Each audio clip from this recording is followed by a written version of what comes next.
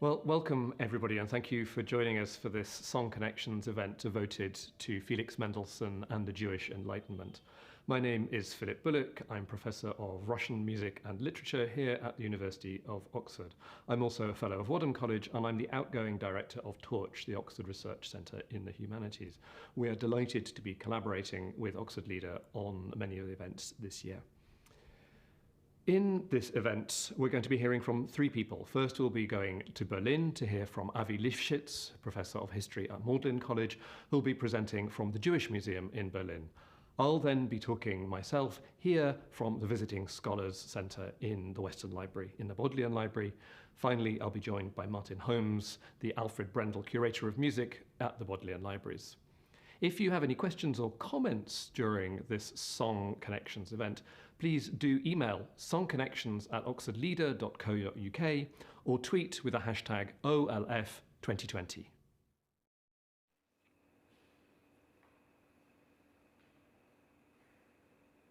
Welcome to the Jewish Museum in Berlin, where the Mendelssohn family lived in the late 18th and the early 19th centuries. The fact that Berlin became such a cultural boomtown in the late 18th century is quite surprising when we compare it to the situation at the beginning of the century.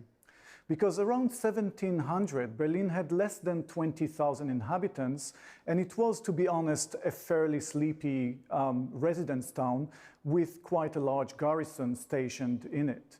By 1750, however, Berlin became much larger. It grew more than fivefold. It had more than 100,000 residents, and the new king, Frederick the Great, who came to the throne in 1740, spent a lot of time and effort, and also money, trying to make his capital into an Athens on the River Spree, or a major European cultural capital.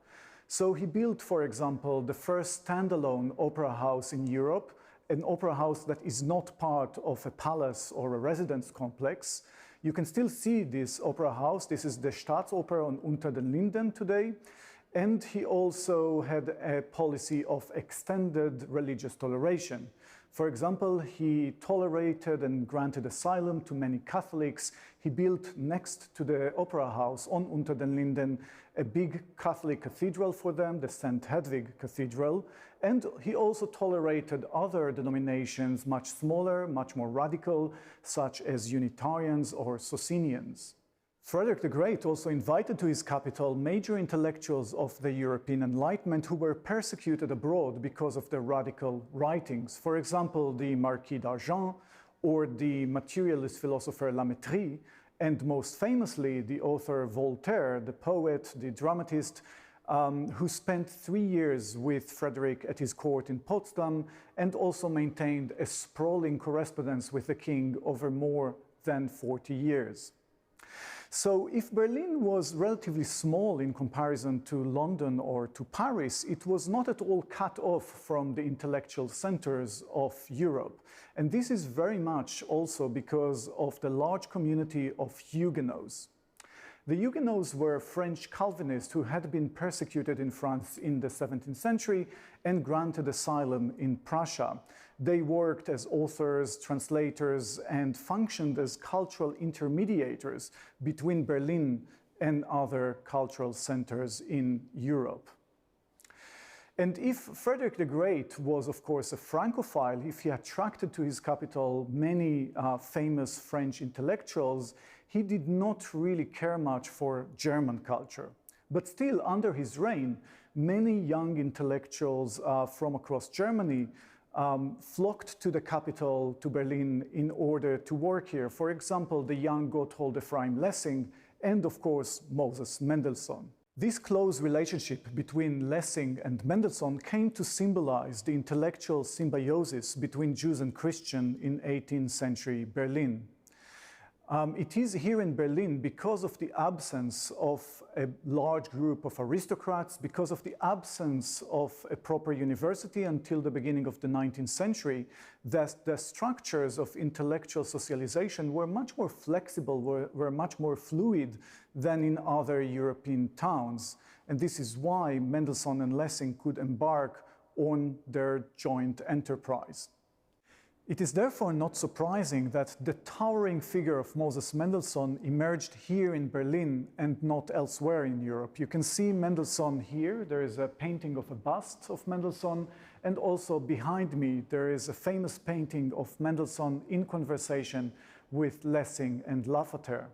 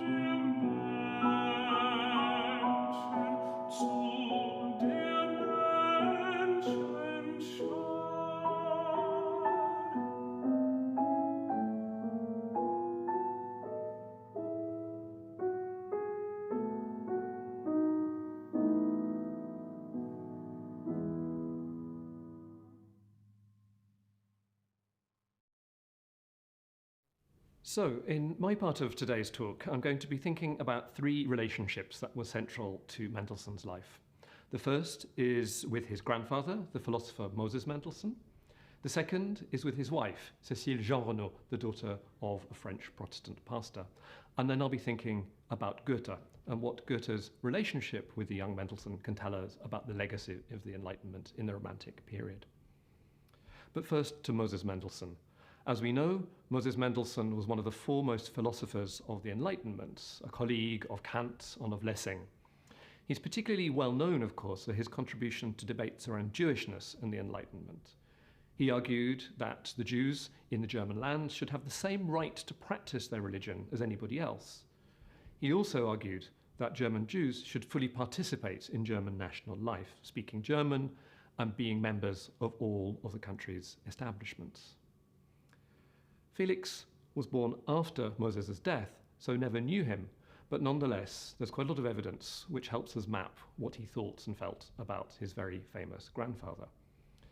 But first, we should think a little bit about Moses' 6 children, because they exemplify some of the tensions and paradoxes of the Jewish Enlightenment. 2 of Moses' children remained faithful to the Jewish faith, 2 of them converted to Catholicism, and 2 of them converted to Lutheranism. Of the 2 who converted to Lutheranism, one was Felix's father, Abraham, and it's to Abraham who I now want to turn. Felix's father converted to Christianity. In 1816, he had his 4 children, Fanny, Felix, Rebecca, and Paul, baptized. He himself was baptized in 1822, along with his wife Leah. Now, what does this tell us about Abraham's relationship to his father, and what light does it shed on Felix's relationship, both with his father Abraham and his grandfather Moses? In 1829, Felix was in London, beginning a spectacular career which took place across Europe. Abraham became aware that in London, Mendelssohn was being performed with his surname as Mendelssohn. When the family converted, they in fact took another name, Bartholdy, and that's sometimes cited even to these days, even if we generally think of Mendelssohn as only Mendelssohn. Abraham wrote to his son, and this is a very famous statement that occurs in a letter of 1829. A Christian Mendelssohn is as impossible as a Jewish Confucius. If your name is Mendelssohn, you are ex ipso a Jew, and that is of no benefit to you, because it is not even true. So Abraham was very keen to assert the family's Protestantism. He was keen to use a German-sounding name rather than the very Jewish-sounding name of Mendelssohn. In fact, Felix partly cooperated and always used Mendelssohn Bartholdy as his surname. We know that his sister Fanny was a little bit more ambivalent, it seems, about the Germanized name Bartholdy. And we find that in a letter that she writes to Felix a little bit later. So what of Felix himself? What can this debate around names and identities tell us about him? Well, his decision to stick with his grandfather's name of Mendelssohn is itself significant. Although he was baptized into the Protestant faith and wrote a large amount of Lutheran liturgical music, he was clearly keen to assert a lineage to his very famous grandfather. He also arranged for the publication of Moses Mendelssohn's work much later in his life, bringing the legacy of the 18th century Enlightenment right into the middle of the 19th century. So that's one side of things. But also, we might think about 1829 for other reasons. This is, of course, the year when Mendelssohn would arrange for the performance of Bach's Matthew Passion in Berlin. This is a work absolutely central to Lutheran piety and may well have something to do with the tradition of German anti-Semitism over the years, although that's a rather separate question into which I'm not going to go now. So here we see Mendelssohn both stressing an allegiance to Moses Mendelssohn and the legacy of his Jewish grandfather, but also participating in the Lutheran life of 19th century Germany, in Berlin by restaging, reperforming Bach's Matthew Passion for the first time in many decades. And rather than deciding one way or another, what seems to be most significant here is Mendelssohn's ability to synthesize various elements in his family upbringing, his Jewish grandfather, but his Lutheran converted father. His Jewish grandfather on one hand, and the legacy of Bach and Luther on the other hand. And Mendelssohn went on to make an extraordinary career at the heart of German national life, in Leipzig, in Berlin, writing Lutheran church music and participating fully in the intellectual and creative currents of the time. Moses Mendelssohn would surely have been rather proud of a grandson who was aware of his Jewish heritage, but also had become fully German, even if that came at the price of conversion and, as some would argue, assimilation. Felix Mendelssohn came to England 10 times during his relatively short life, but he never in fact came to Oxford. So people often wonder how it came to be that one of the two most significant collections of Mendelssohniana in the world is located here in the Bodleian Library. The answer lies with one of Mendelssohn's grandchildren, Paul Victor Mendelssohn Benecke, who was born in London. He came to Oxford as an undergraduate and stayed here for the rest of his life as senior fellow at Magdalen College. The Mendelssohn children gave most of the major music manuscripts to the Royal Library in Berlin in 1878, but there's a lot of material that stayed with the family, and Paul inherited his mother's portion of that, which he brought to Oxford. In Oxford, Paul got to know a lady who coincidentally happened to have a surname that rhymed with his own. Margaret Benecke was a competent pianist who had played to Clara Schumann in her youth, and she was famous for the soirees, the musical soirees that she held at her large house in Norham Gardens, known as Gunfield. Her circle of musical acquaintances included people like Albert Einstein, Paul Wittgenstein, and Albert Schweitzer, all of whom came to visit her at these soirees. Margaret herself bought a Mendelssohn manuscript in 1837, and after that, Paul decided that he should entrust Margaret with his collection of material. In addition to the material that Paul had inherited from his mother, he also acquired some material from some of his cousins, including the set of 27 green books into which Mendelssohn had bound all his incoming correspondence from the age of 12. The case of Moses Mendelssohn is very interesting because he was the first Jewish author who was accepted and widely recognized as a major contributor to the German Enlightenment and to the European Enlightenment more generally. And what is interesting about Mendelssohn is also that it did not come at the expense of his Jewish identity, because Mendelssohn all his life adhered very strictly to Jewish law and saw himself as an observant Jew. So for him, there was no contradiction whatsoever between activity in the Christian public sphere of the Enlightenment and also activity within the Jewish intellectual milieu. And it is indeed thanks to Mendelssohn and the circle around him that in Berlin from the 1770s, there emerged the Jewish Enlightenment, or the Haskalah. So what is the Jewish Enlightenment, the Haskalah? It first emerged from a very deep sense of cultural and intellectual inferiority among young Jews in the middle of the 18th century. They looked around them in Europe and asked themselves why Jewish communities were seemingly untouched by the great advances in knowledge of the preceding centuries in Europe. For example, the Renaissance, the scientific revolution, the early Enlightenment. The Maskilim thought that Jewish communities had been left behind, that Jewish communities had been far too inward-looking or backward-looking. And they set out to expand the intellectual world of their fellow Jews. And how does one do that? The Maskilim set about establishing learned societies, establishing publishing houses, and most importantly, establishing new kind of schools for boys, but also for girls, especially here in Berlin. And this was the first time in centuries that Jewish children could learn in the vernacular and study modern topics such as mathematics and philosophy and so on.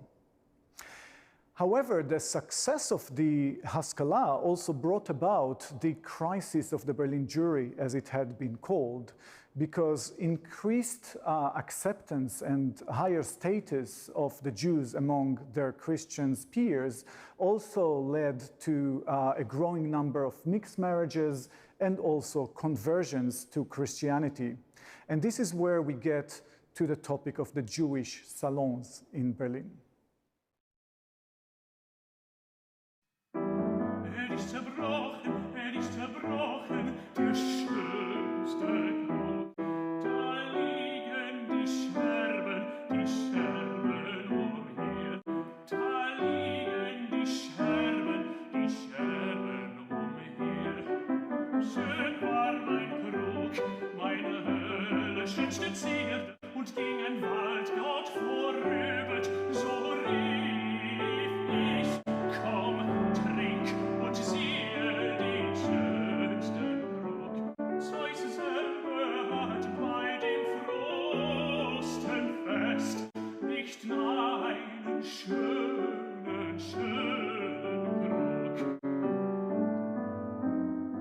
Er ist zerbrochen, der schönste Krug. Da liegen die Scherben umher. Wenn bei mir die Brüder sich sammelten, dann saßen wir rings um den Krug.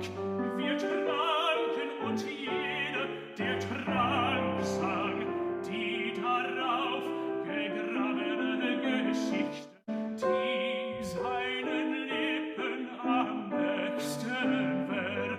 Jetzt trinken wir nicht mehr, ihr Brüder aus dem Krug.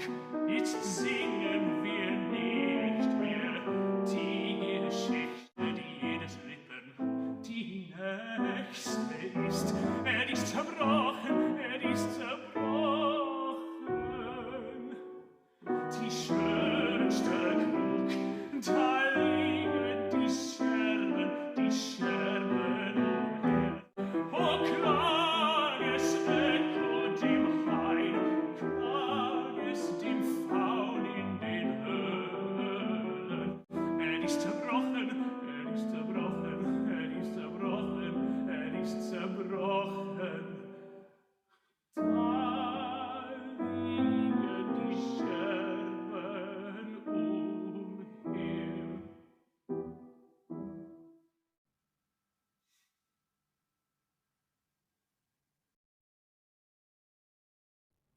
Mendelssohn was fascinated by documents, by autographs, by manuscripts. We know, of course, that he performed Bach's Matthew Passion in Berlin in 1829, and that was as a result of a gift of a series of Bach papers from his grandmother.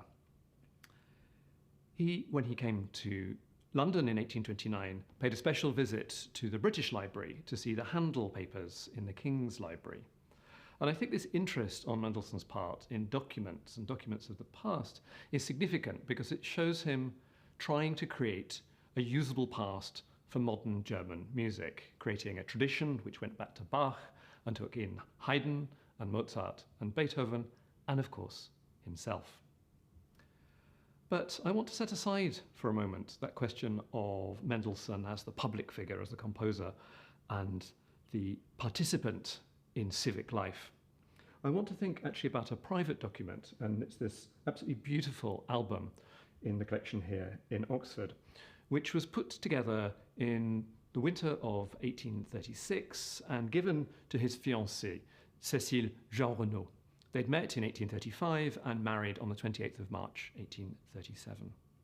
Cécile was the daughter of a French Protestant pastor from Frankfurt, and the marriage to Felix shows his further integration into German national life. It's a little bit hard to get a full sense of her personality, since she seems to have been rather retiring, very kind, perhaps a little shy, certainly not quite as vivacious as Fanny Mendelssohn. Now, this document is a wonderful gift, but also a rather strange gift to give to your fiancé, and it shows Felix sharing with his fiancée all of his belief in German culture, German music, German literature, and his own creativity. It contains musical manuscripts by Bach, although we now know that the manuscript is not actually in Bach's hand, but also Beethoven, by Haydn, by Mozart, by Spohr, by Moscheles, by Goethe, and also by Felix and Fanny themselves. It also contains a large amount of literary manuscripts. There are texts by Goethe, by Schiller, by Lessing. There is even something by Moses Mendelssohn himself. It also contains some wonderful watercolours, testament to Felix's great skill as an artist. Taken together, the whole album shows the full range of the kind of education that the Mendelssohn children had had. It shows Felix sharing with Cécile his interests and his ideals for German culture in the 19th century. In that sense, it's a kind of public document. It's Mendelssohn, the intellectual, Mendelssohn, the artist, bringing his young wife into his world. But it's also a very private document. It's the kind of thing that was very common in bourgeois families in Germany at the time. As well as these very highly literary, famous musical examples, there are also domestic poems written by members of Cécile's family, which Felix may well have commissioned in order to bring her into his world. It attests to the cultural practices of the German bourgeoisie at the time: poetry, recitation, drawing, painting, music making, all taking place in the context of the polite salon. And we can look at this as a public document, but we can also use it to take a peek into the private world of the young Mendelssohn family in 1836. This tiny little pocketbook Mendelssohn took with him on his famous visit to England in 1829 with his Scottish tour, and in it he records the various day-to-day things like his accounts and descriptions of the things he's seen and where he's been. It also contains some charming drawings that he made on the journey. Here is a view of Mendelssohn's breakfast table in London as he was planning his Scottish visit with his friend Karl Klingemann. And you can see there's a map of Scotland on the table there, along with the loaves of bread and other things. Further on in the book is this dramatic sketch of the Edinburgh skyline with the stormy clouds above it. During the 1950s, Margaret Denneke took the collection out of the attic at Gunfield and put it in the care of the Bodleian Library.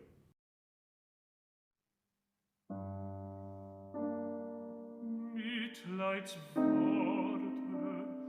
Trostesgrüne, neue Dornen diesem Herzen, was ich sehe, empfinde, alles schärfet meine Schmerzen.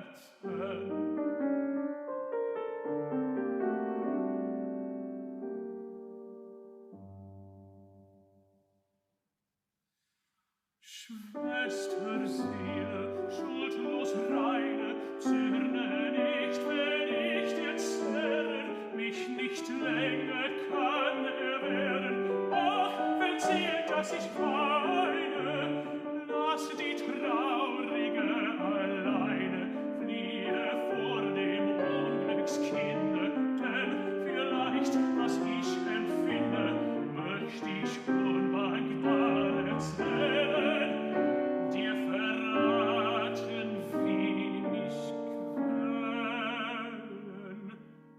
Mitleidsworte,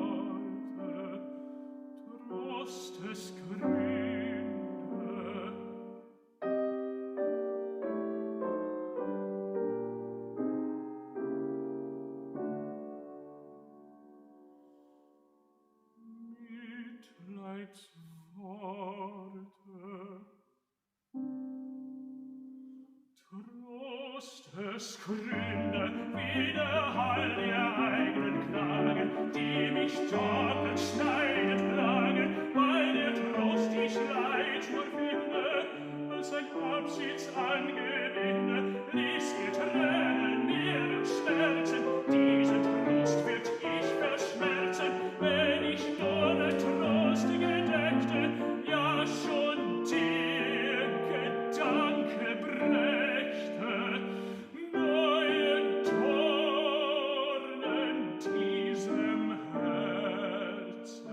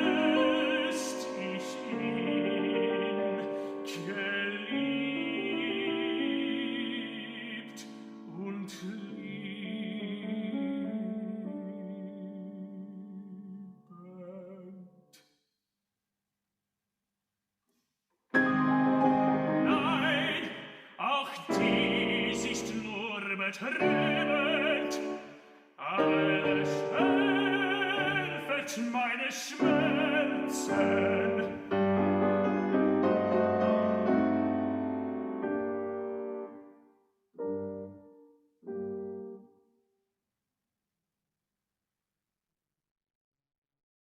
The ownership of the collection eventually passed to the library on the death of Margaret's sister Helena in 1973. Since then, the library's been fortunate to be able to add more things to the collection from various different sources, and the presence of this collection in Oxford has attracted the donation of several other related collections. So while most of the major music manuscripts are in Berlin, the Oxford collection is especially rich in items which tell the story of Mendelssohn's life: diaries, sketchbooks that we've seen already, school books, and a large part of Mendelssohn's own personal library, including the performance materials used at the famous revival of the St. Matthew Passion in 1829 and 1841. One of the highlights of the collection is this little green volume here, which is the diary kept jointly between Mendelssohn and Cécile on their honeymoon in 1837. So not only does this little volume contain Cécile's account of their journeys, but Mendelssohn added in various places little sketches to illustrate things on their journey, often quite humorous. Here, for example, here's the breakfast table in their hotel room.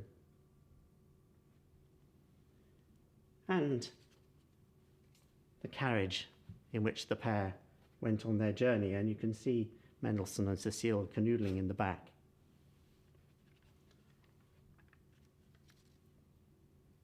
Cécile had a tooth problem while she was on honeymoon, and Mendelssohn drew this mausoleum for the tooth which Cecile had to have extracted.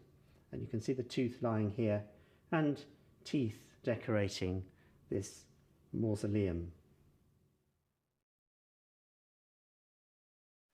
Berlin was unique across Europe as the city where the latest cultural and intellectual developments were discussed by Jews and Christians alike in Jewish salons. These venues were modeled on the French salons of the 17th and 18th centuries, where a female hostess would invite to her aristocratic home major cultural and artistic figures, where they could hobnob with politicians, with noblemen, sometimes with clergymen even. But here in Berlin, the hostesses of these salons, the salonières, were Jewish daughters or daughters-in-law of the successful businessmen who supported the Haskalah movement in Berlin. And the most famous salonières in the late 18th century in Berlin were Rachel Levin-Farnhagen and Henriette Herz. And you can see their busts in the middle of the cabinet here behind me. To their salons, they invited very promising young intellectuals such as the Humboldt brothers, the Schlegel brothers, Friedrich Schleiermacher, Jean-Paul, and this is only a very selective list.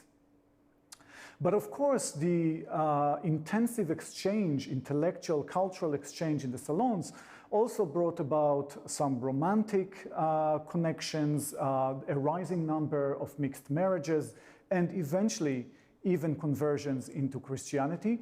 For example, both hostesses, Rachel Farnhagen and Henriette Herz, converted to Christianity eventually.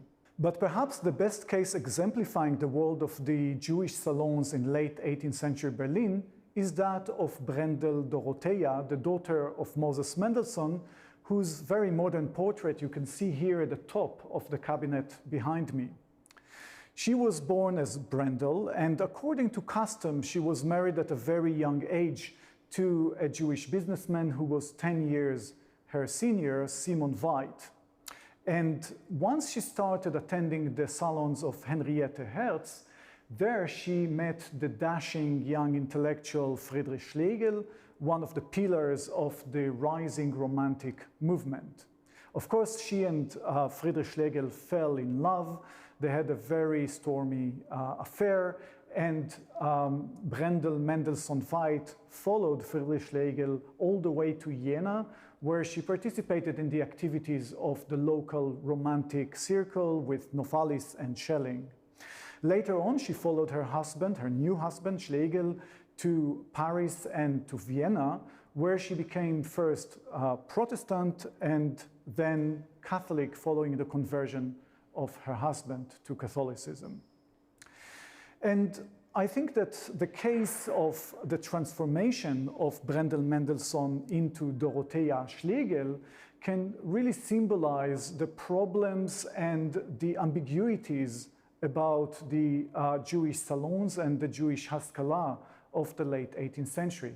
Because if Moses Mendelssohn, the towering figures, the Enlightenment philosopher, the father figure of the Jewish Haskalah, if Moses Mendelssohn thought that activity in the public sphere, the Christian public sphere, was absolutely compatible with adherence to Jewish law, with observance of Jewish religious custom, his children thought that they had to make a choice. So Brendel, or Dorothea, made her choice and converted into Catholicism, but she was not the only one, because only 2 of Mendelssohn's 6 children remained Jewish. And of course, one of his other children who converted to Catholicism was Abraham Mendelssohn Bartholdy, the father of Fanny and Felix.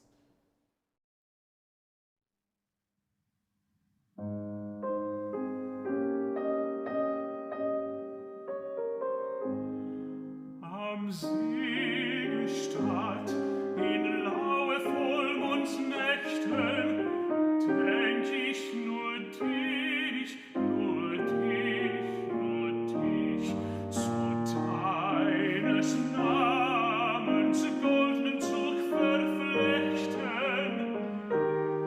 Die Sterne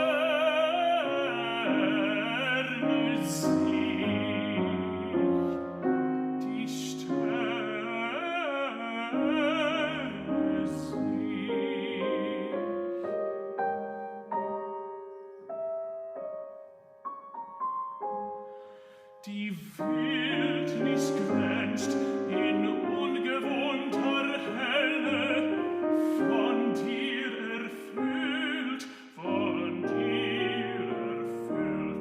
auf jedes Blatt, in jeden Schattenquelle, malt sich dein Bild, dein Bild, dein holdes Bild.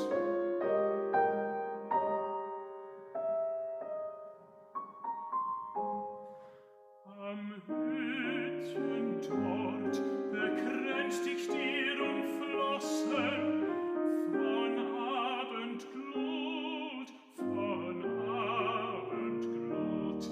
mit immergrün und jungen Frühlingssprossen, den halben Hut, den halben Hut.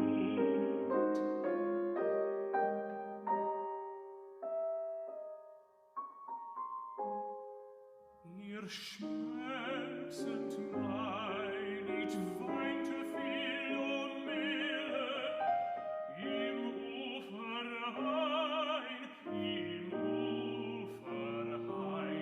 Daphne dich dir im Blick die ganze Seele.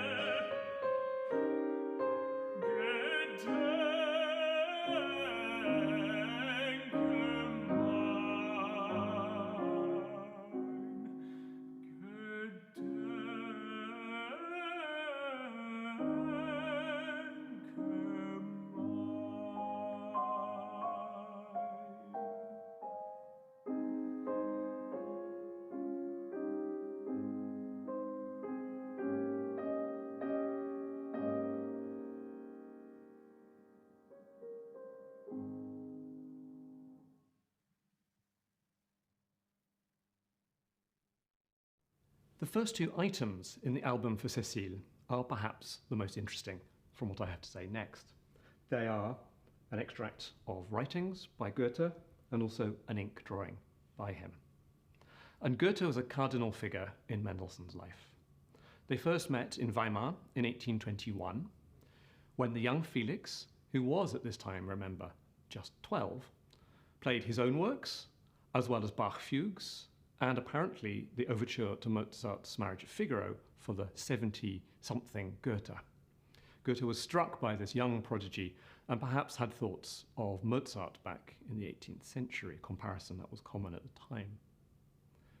Goethe and Mendelssohn met again the next year in 1822, when Felix visited with his sister Fanny and his parents as well.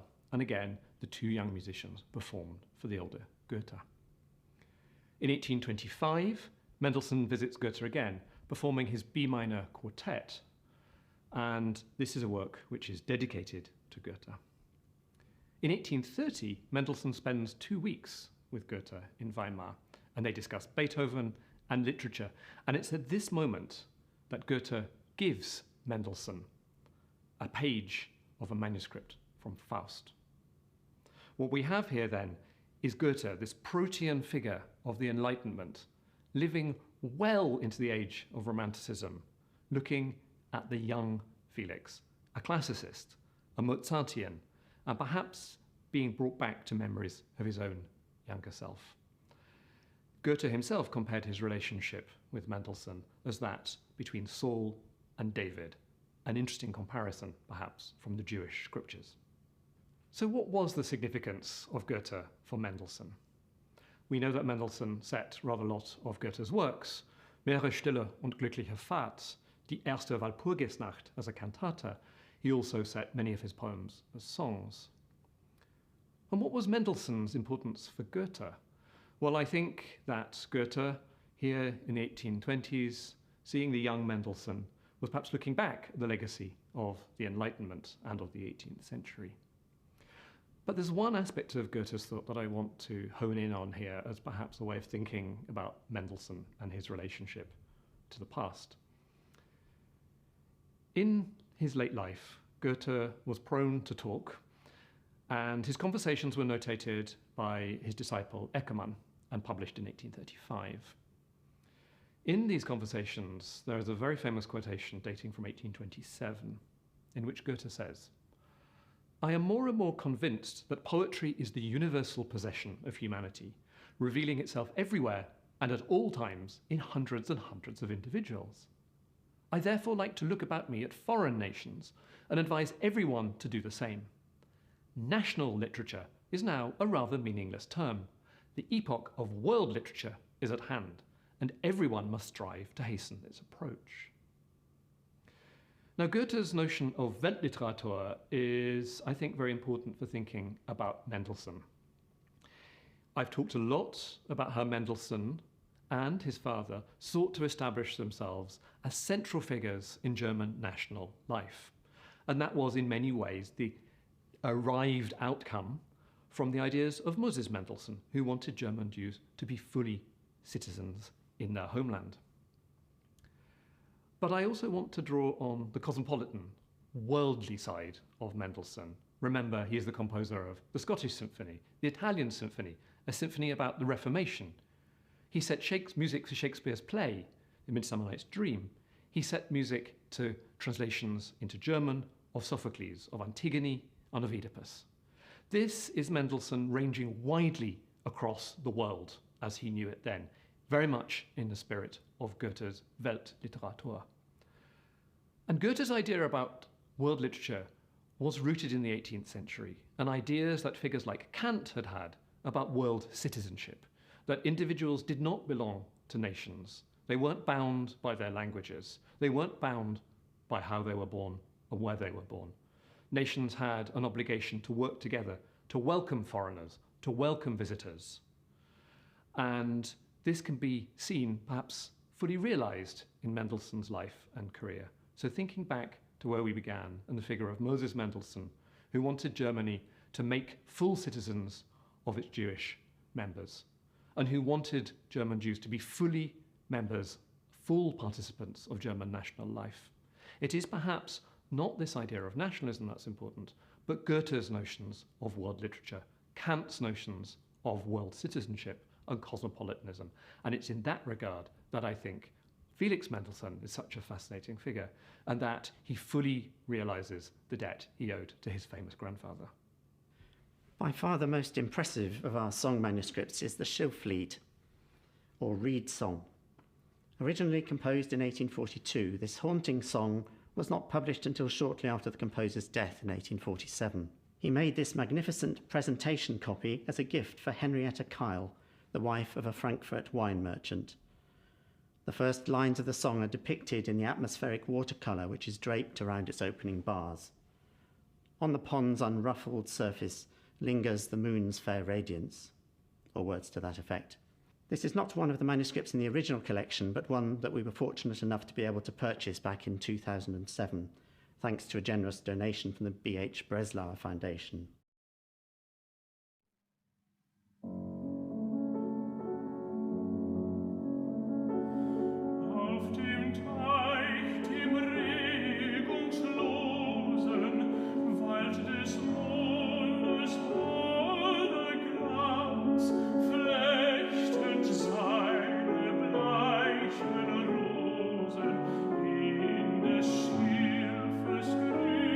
Grünen Kranz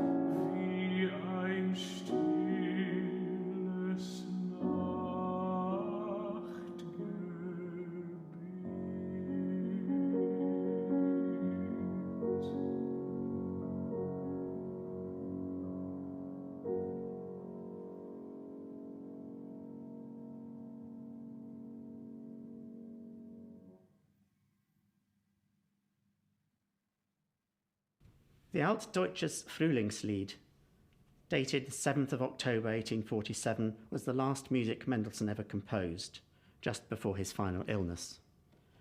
Devastated by the death of his beloved sister Fanny in May, and exhausted through overwork, he had less than a month left to live.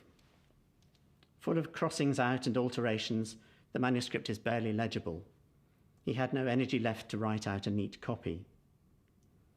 The accompaniment is reminiscent of an obligato aria by his beloved Bach, and the final lines of the poem he adjusted to reflect his own state of mind. Only I alone suffer agony. I shall suffer without end, ever since you and I, O dearest, had to part.